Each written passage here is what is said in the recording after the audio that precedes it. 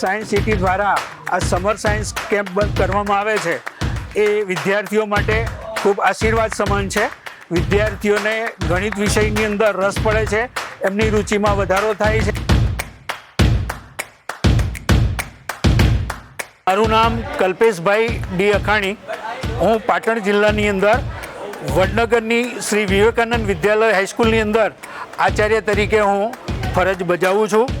હું 29 વર્ષથી ગણિત શિક્ષક તરીકે પણ કાર્યરત છું। ગણિતના ઘણા પુસ્તકો જે છે એ પુસ્તકો મેં લખ્યા છે।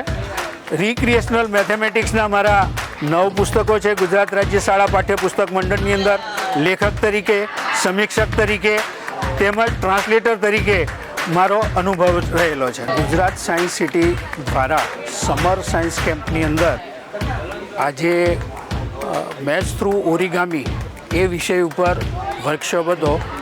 આ વર્કશોપની અંદર ઓરિગામી દ્વારા ગણિતના ઘણા બધા કોન્સેપ્ટો છે એ નમૂના રૂપે રજૂ કરવામાં આવ્યા।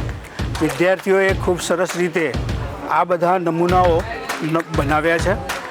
આ નમૂનાઓની અંદર એમાં હેડ, વોલેટ બનાવવાનું, બર્ડ્સ બનાવવાનું, ક્યુબોઇડ બનાવવાનું તેમજ મોડ્યુલર ક્યુબ બનાવવાની એક્ટિવિટી છે એ એક્ટિવિટી કરવામાં આવી।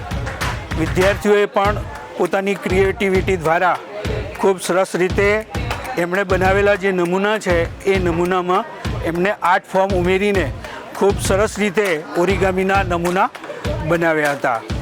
મોડ્યુલર ક્યુબની અંદર 6 પીસ બનાવીને આ 6 પીસને એવી રીતે જોડવામાં આવે છે કે જેને દ્વારા ખૂબ સરસ રીતે એક ક્યુબ બને છે કે જેને ગુંદરથી લગાડવાની જરૂર પડતી નથી।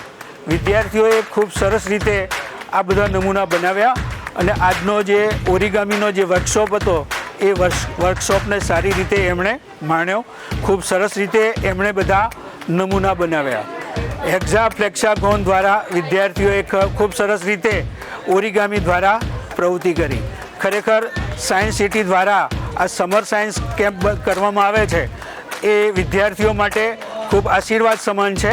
વિદ્યાર્થીઓને ગણિત વિષયની અંદર રસ પડે છે, એમની રુચિમાં વધારો થાય છે અને અલ્ટિમેટલી એમનું જે રિઝલ્ટ છે એ રિઝલ્ટ પણ સુધરે છે। એટલે સાયન્સ સિટી દ્વારા ખૂબ સરસ પ્રયત્ન દર વર્ષે કરવામાં આવે છે।